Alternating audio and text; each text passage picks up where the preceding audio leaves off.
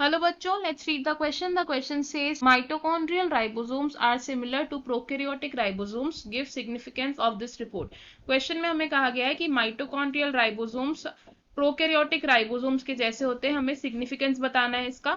So in this question हमारा key concept क्या use होगा? Key concept for this question is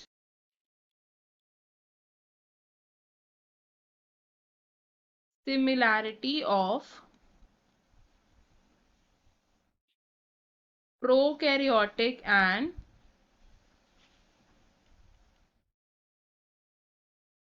mitochondrial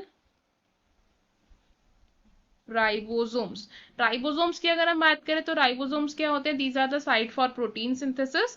और mitochondrial ribosomes और prokaryotic ribosomes में सिमिलैरिटी क्या है कि ये दोनों ही राइबोसोम्स होते हैं ऑफ 70S टाइप. अब अगर हम बात करें ओरिजिन ऑफ माइटोकॉन्ड्रिया की, ओरिजिन ऑफ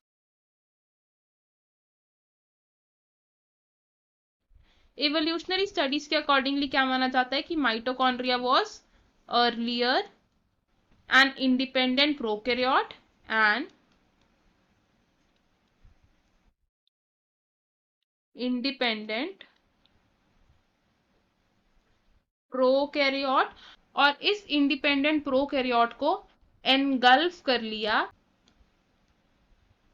एक यूकैरियोटिक सेल ने.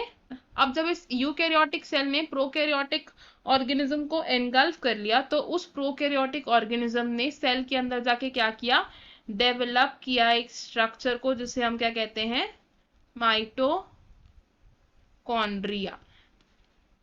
और दिस थ्योरी या this hypothesis is the endo symbiotic theory. अब अगर डायग्रामेटिकली देखें तो क्या हुआ?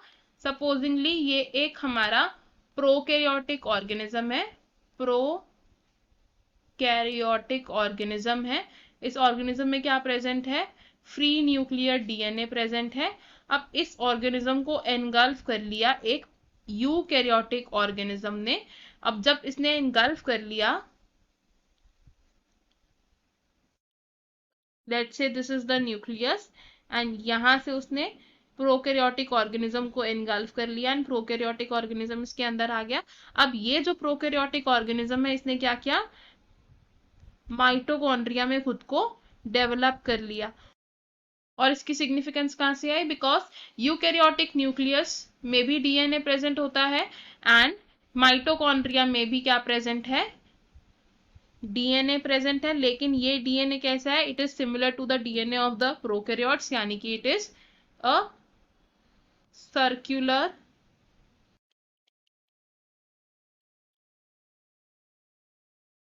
Extra chromosomal DNA. और डीएनए की प्रेजेंस की वजह से जो माइटोकॉन्ड्रिया होता है ये क्या कर सकता है? Self replicate. एंड राइबोसोम्स की प्रेजेंस की वजह से माइटोकॉन्ड्रिया क्या कर सकता है? प्रोटीन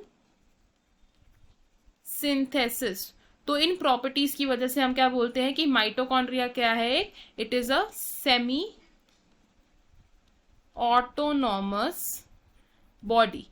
सेल के अंदर एक दूसरी सेमी ऑटोनॉमस बॉडी क्या होती है? It is chloroplast which is present only in the plant cells. तो हमें हमारे क्वेश्चन का आंसर मिल गया. हमने सिग्निफिकेंस देखा कि कैसे ribosomes of prokaryotes and mitochondria are similar. I hope you understood it. All the best. Thank you.